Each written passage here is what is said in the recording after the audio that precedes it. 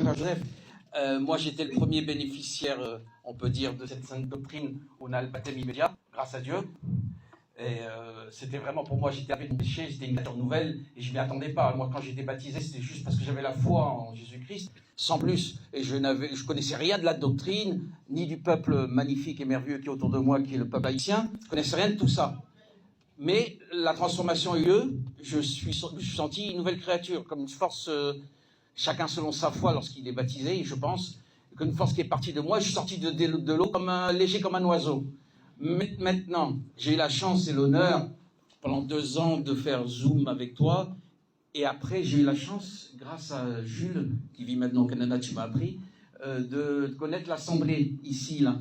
Et si j'avais pas cette assemblée, frère Joseph, je me serais desséché, j'aurais abandonné. Donc cette condition première qui fait partie de la sainte doctrine, je débarque, je ne veux pas venir tout changer, j'ai rien à changer de cette sainte doctrine, mais cette condition de l'immersion au baptême, parce que tu as la foi, elle n'est pas, pour moi, elle n'est pas suffisante. Il faudrait lui donner la condition aussi de rester lié à une église, oui ou non.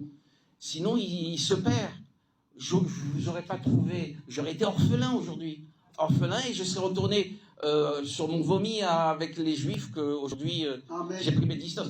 À ce sujet, j'ai quitté la synagogue, je ne mets plus les pieds parce que je me sens, grâce au Christ, plus appartenir à la synagogue. Ça, c'est une petite parenthèse. Ma question pour en revenir, tu sais que je parle toujours beaucoup, ça j'ai pas changé. Pour en revenir, est-ce qu'il ne faut pas mettre une condition au baptême immédiat à ce qu'il soit d'abord fidélisé comme... On sait qu'on ne suit pas les catholiques, mais les catholiques fidélisent leur catéchumène pendant 2 ans pour qu'ils restent d'abord bien proches. C'est une erreur de ma part, pour ma part, qui pense comme ça. Mais parce qu'ils se dessèchent aussi. Il faut recevoir l'Esprit Saint pour rester régénéré, revivifié en Christ et appartenir au Christ. Il faut le baptême immédiat, mais il ne faut pas poser la condition à ce jeune qui va être baptisé de rester fidèle à l'Église. Parce que sinon, c'est sûr qu'il lâchera. Voilà, tu as compris la question, je répète. Très belle question. Très belle question. Mais les conditions sont là. Les conditions sont posées dès que la personne qui a été plongée dans l'eau, la tête est sortie de l'eau. C'est là où on met les conditions. Parce que Jésus-Christ, dans Matthieu, chapitre 28, verset 19, dit « Allez, faites-le toutes les nations des disciples, les baptisant au nom du Père, du Fils et de l'Esprit, et enseignez-leur. Et enseignez-leur, on passe les baptiser. On ne peut pas leur imposer les conditions avant qu'ils soient baptisés. Ah non, mais vous n'êtes pas à l'école là. Vous n'êtes pas. Le directeur de l'école n'a aucun pouvoir sur vous parce que vous n'êtes pas inscrit. Vous n'êtes pas élève de l'école. On peut imposer des conditions aux élèves de l'école, aux étudiants de l'université. Ah, mais à l'université de Jésus, pour être inscrit, accepté à cette université, la plus grande, eh bien, il faut être baptisé. Après le baptême, maintenant, à partir du baptême, vous avez cette contrainte. Ça fait toutes les conditions du monde. Voyez la main, j'avais 18 ans, et 17 ans quand j'avais reçu le baptême. Eh bien, j'attendais, frère Anno, jusqu'à ce que j'ai 34 ans, pour toucher à une femme, pour connaître la femme. C'était dur. Voilà. C'est 17 ans après. C'est la condition pour moi plus difficile quand on a un jeune homme. On ne fait pas les doigts de toucher à la femme. On n'a fait pas les doigts d'avoir une petite amie pour sortir aller au cinéma. On n'a fait pas ce doigt.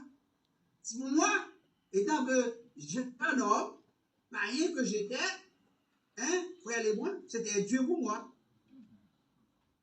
Mais, quel plaisir aujourd'hui, je suis là pour vous servir comme serviteur de Dieu, pour continuer, pour voir d'autres frères qui viendront. C'est ça la condition, frère. Parce que c'est pourquoi on demande aux disciples, à une soeur ou un frère qui est baptisé, il faut persévérer. Amen. Il faut persévérer, non seulement dans la foi, mais il faut être toujours présent à la réunion. Amen. Il faut participer, il faut venir. Il faut venir à ce local-là pour écouter la parole de Dieu, pour écouter les chants, pour être instruit. Parce que nous avons l'obligation d'instruire tous les baptisés. C'est une obligation tout cela. Sinon, frère, vous pourriez dépérir, j'aime ce mot-là, dépérir votre foi là, vous serez à la fin. Vous allez reprendre, comme là, retourner à entre guillemets, ce vomissement, comme vous avez dit, des Juifs, quand ils ne vont pas entendre ça. Alors, c'est ça, frère, donc, la condition se pose après le baptême, à partir du baptême. Ok. C'est pour ça d'ailleurs, pour moi, chaque fois que je viens, je suis revivifié, je suis régénéré, comme si j'étais baptisé une nouvelle fois. Et je reste fidèle à l'Église parce que je sais que c'est ma seule sécurité et le seul moyen de rester fidèle à Christ et à continuer à appartenir à Christ. Alléluia, gloire à Dieu. Amen. Amen. D'accord.